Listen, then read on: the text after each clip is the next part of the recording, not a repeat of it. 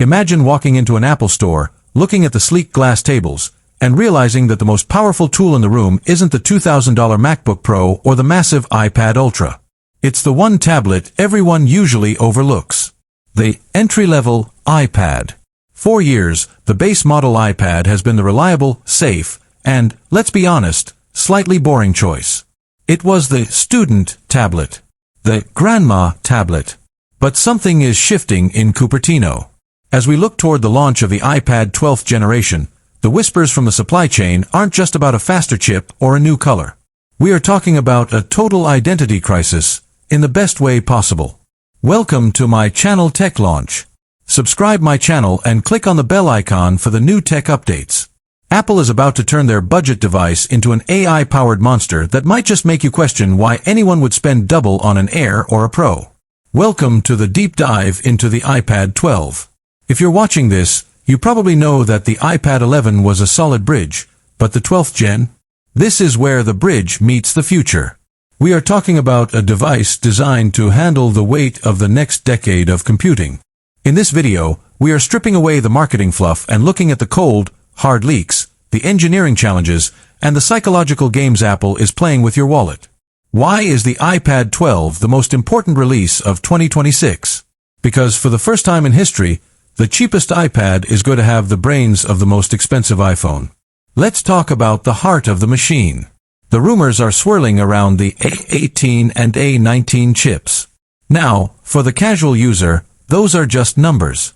But for the power user, this is a revolution. The current 11th gen is stuck on the A16, a great chip, but one that lacks the dedicated architecture for what Apple is betting its entire future on, Apple Intelligence.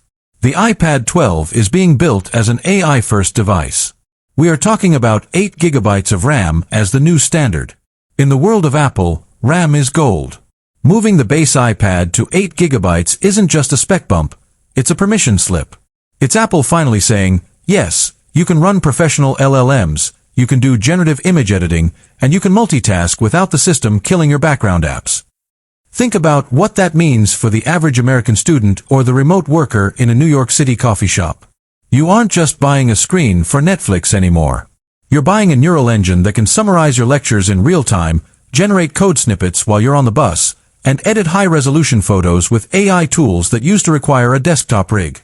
The gap between the Pro and the base is shrinking, and that has the tech world terrified and excited at the same time. But let's get into the aesthetics. Apple is famous for its design cycles.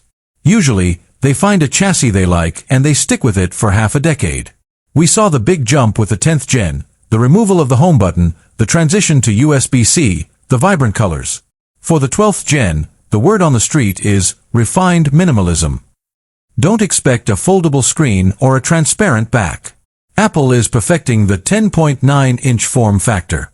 They are looking at ways to make the device even lighter while increasing structural integrity. There are reports of a new sandblasted titanium finish. Not actual titanium, mind you, but a coating that gives it that pro-level feel without the pro-level price tag. And then there's the display. The Liquid Retina display has been the gold standard for mid-range tablets, but the iPad 12 is rumored to receive a massive boost in peak brightness and color accuracy. Why? Because Apple wants you